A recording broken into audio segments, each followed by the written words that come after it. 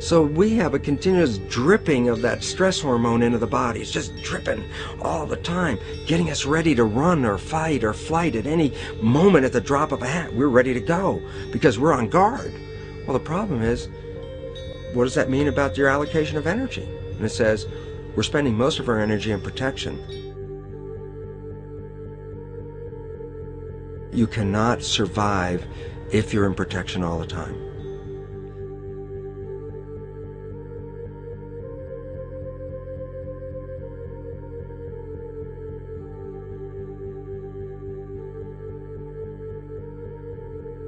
And if the parasite can control the nature of the fear, it can then create a fear among us that only it can defend us against.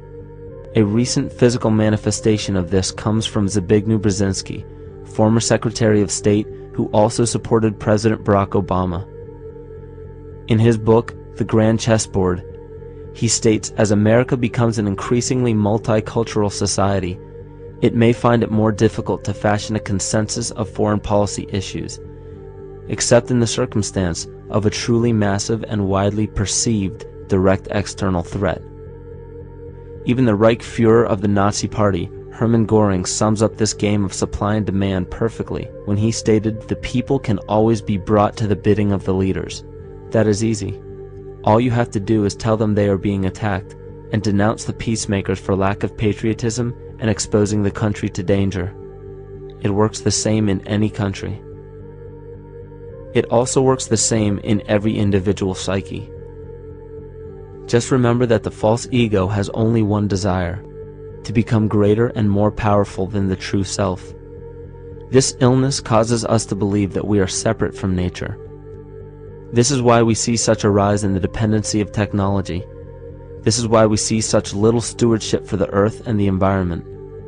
And this is why we see bigotry, racism, sexism, and every other form of discrimination possible that leads to crime, violence, wars, and eventually, the global destruction of the organism. This endless state of fear, confusion, and segregation our world seems to live in is a symptom of the false ego creating a false threat.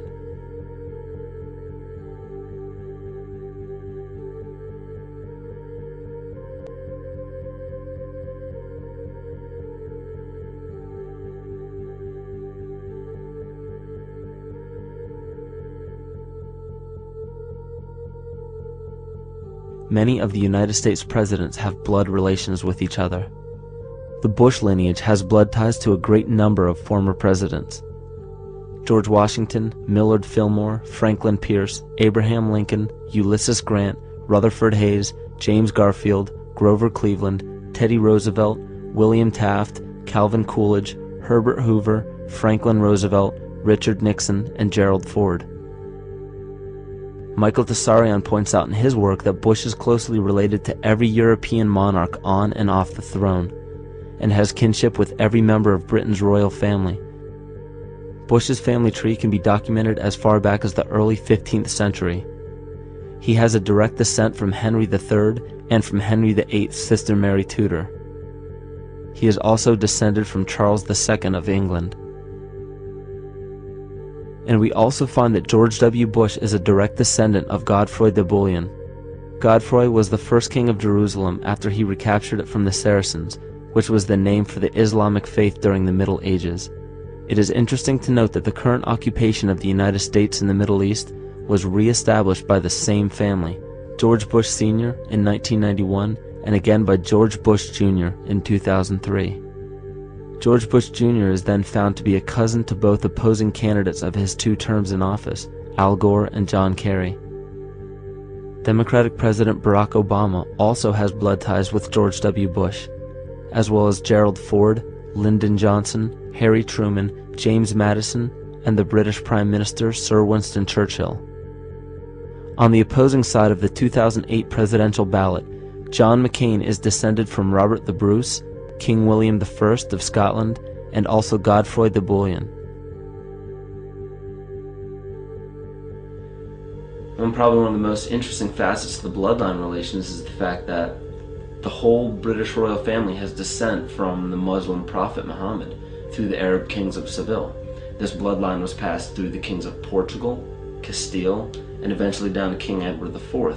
And this is a very, very different story from what you hear the media pumping out every day, being this idea of lineal superiority. It's completely debunked according to the foremost authority of aristocratic lineage, Burke's peerage. And this just goes to show that there's the true story, and then there's the manufactured illusion, the front that's given to the public.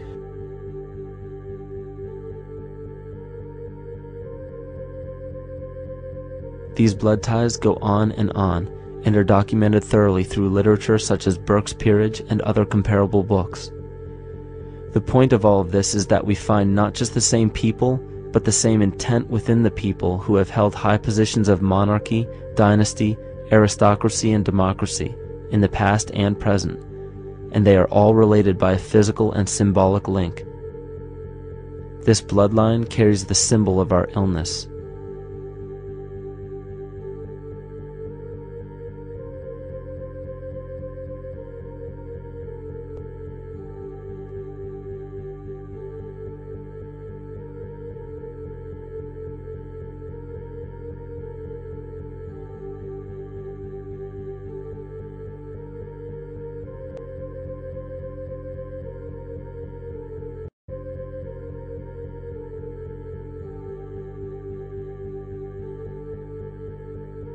The symptoms of our psycho-spiritual illness are the wars, terrorist attacks, artificial or man-made disasters, and leader figures.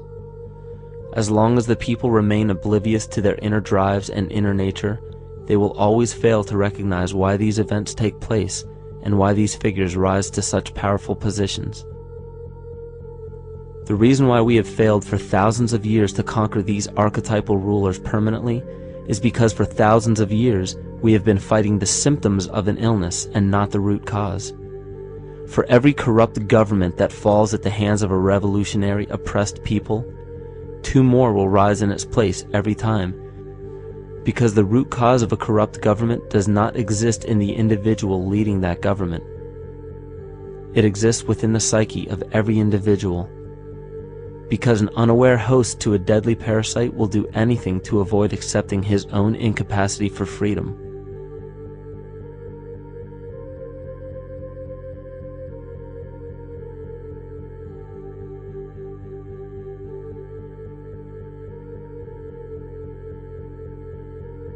We are so bereft of sanity in this world that those few who simply stop projecting onto others and begin facing their own demons are seen as neurotic.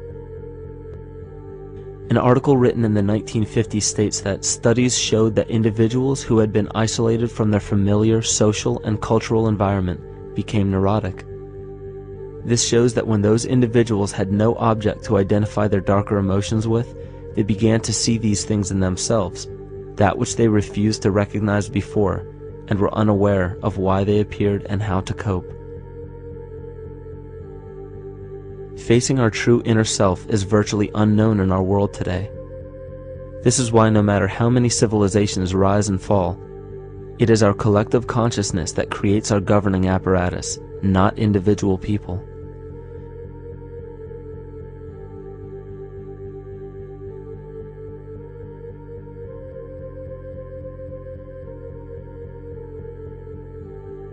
And after countless attempts, you would imagine that people would realize that a physical retaliation may not be the solution.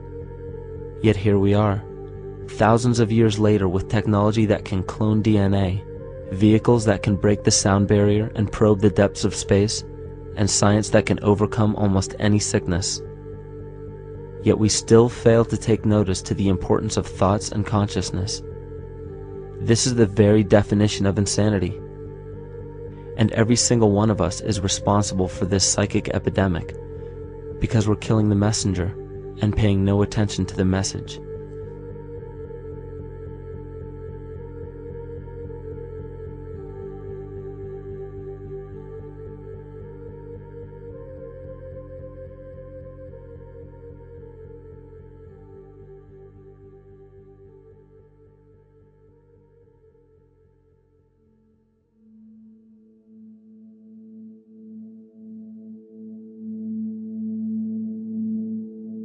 During the 1990s, 3 Nobel laureates in medicine, advanced research that revealed the primary function of DNA lies not in protein synthesis as widely believed for the past century, but in electromagnetic energy reception and transmission. Less than 3% of DNA's function involves protein manufacture. More than 90% functions in the realm of bioacoustic and bioelectric signaling. So why is it important to know that DNA functions in bioelectric signaling?